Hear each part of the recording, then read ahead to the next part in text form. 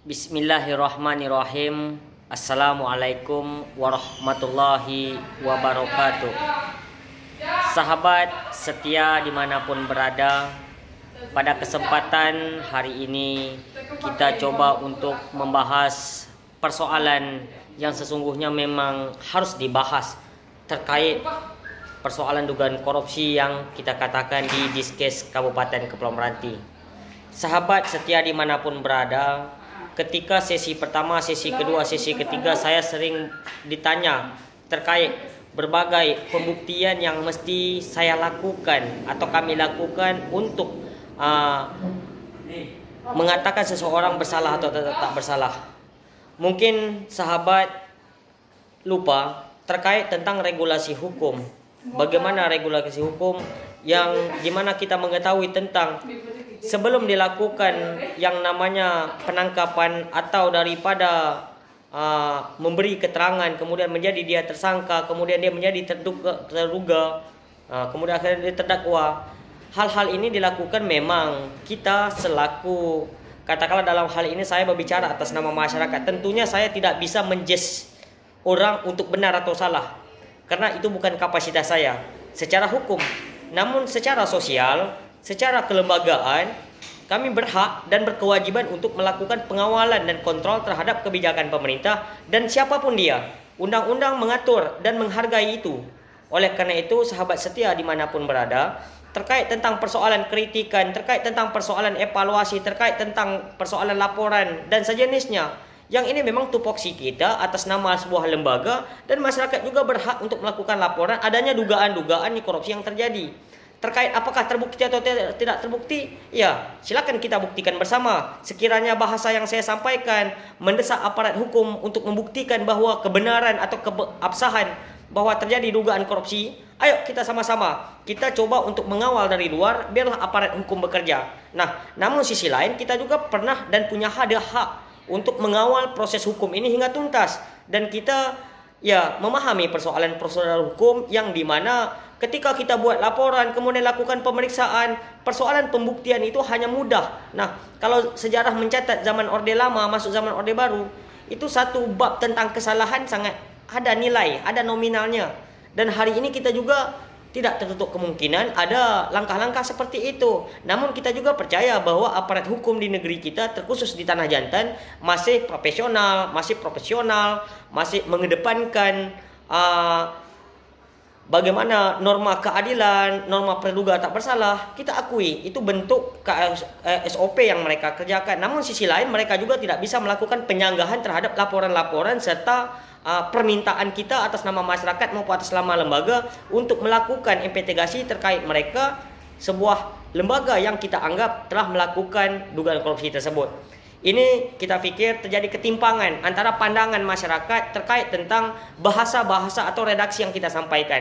Sahabat setia dimanapun berada, kalau hanya sebuah kelembagaan atau seseorang atau atas nama masyarakat, ya setelah menjumpai alat bukti baru membuatkan laporan, saya pikir satu orang pun tidak ada hari ini yang terpenjara akibat kasus korupsi.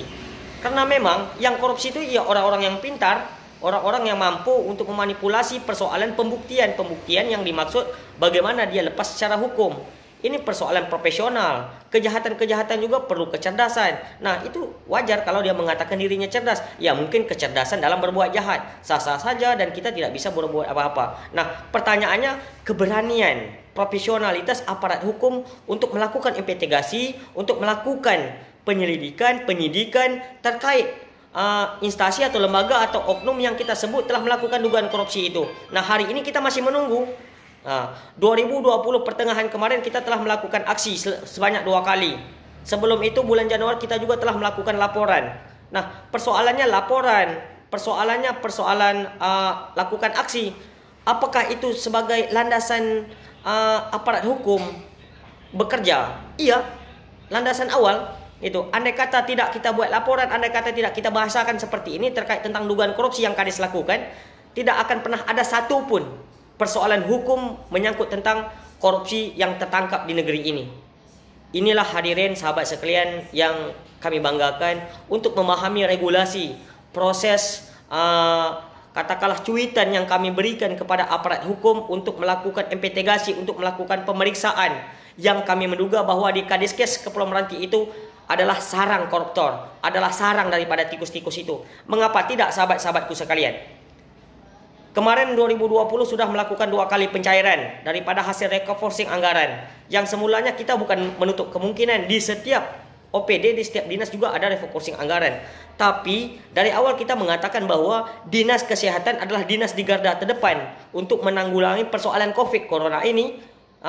Kemudian tentu dia butuh daripada budget-budget, di mana budget-budget inilah yang kita tentukan bahwa ada ketimpangan-ketimpangan di sana, dan sejauh mana mereka membuktikan bahwa tidak ada ketimpangan. Nah, hari ini kita menduga masih ada ketimpangan, katakanlah dalam hal ini persoalan daripada rapid test, persoalan daripada MOU, persoalan daripada hasil income daripada pihak ketiga, persoalan dari hal ini adanya pembagian anggaran dari Pemda ke OPD tersebut. Inilah yang perlu kiranya kita membuktikan sejauh mana Kadiskes untuk membuktikan bahwa dia tidak menyalahi aturan terkait tentang penggunaan anggaran yang sesungguhnya anggaran itu adalah anggaran rakyat. Inilah catatan terpenting bagi kami kepada aparat hukum dalam hal ini, Kejari Kepulauan Meranti dalam hal ini, Kapolres Kepulauan Meranti dalam hal ini, Kapolda Provinsi Riau dalam hal ini, Kejaksaan Tinggi Provinsi Riau dalam hal ini, BPK Perwakilan Riau dalam hal ini, BPK RI dalam hal ini, Pak Presiden juga harus mengetahui sesuai dengan laporan kita awal. Mungkin inilah demikian yang bisa saya sampaikan terkait tentang mengapa saya harus secara terus-menerus mengatakan bahwa ada dugaan korupsi yang terjadi di Diskes itu sendiri. Nah, mengapa tidak ketika ada persoalan-persoalan keuangan, persoalan proyek yang kita ketahui kemarin, proyek masker, proyek desintegrasi, kemudian proyek antigasi, ini semua kan berangkat daripada keuangan. Sejauh mana apa yang dia belikan, sebagaimana pembuktiannya? Mungkin selama ini yang kita ketahui ya pembuktian secara formal belaka, ya untuk melakukan pencairan ke BPKAD, untuk melakukan pencairan ke Pemda. Tapi persoalannya sejauh mana dari pihak Pemda sendiri melakukan kepastian hukum bahwa tidak ada pelanggaran. Kemudian sejauh mana controlling yang Pemda selaku atasan dia lakukan kepada Kadiskes terkait untuk melakukan tidak ada penyimpangan daripada bantuan dari pihak ketiga itu. Kemudian bagaimana aparat bisa mengetahui bahwa tidak terjadi pelanggaran ketika penggunaan anggaran rapid test yang kita ketahui berapa banyak terjadi sudah rapid test untuk kawasan Meranti yang hari ini terjadi keluar masuk wilayah daerah. Saya aja kemarin waktu pergi ke Jakarta bulan November 2020 itu hampir 1 juta kami habis rapid test mau ke Jakarta. 3 orang masih itu 350 lengkap semua. Dan ini salah satu contoh kita pernah merasa bahwa begitulah banyaknya keuangan negara yang dihasilkan daripada masyarakat untuk melakukan pengawasan khusus kepada aparat hukum. Kami minta untuk bekerja secara maksimal supaya tidak ada lagi persoalan-persoalan yang akhirnya kami menduga ada hubungan yang merugikan masyarakat. Mungkin ini yang bisa saya sampaikan. Lebih dan kurang inilah kelemahan kami selaku manusia, tapi intinya mari kita tegakkan hukum dengan tidak melanggar hukum.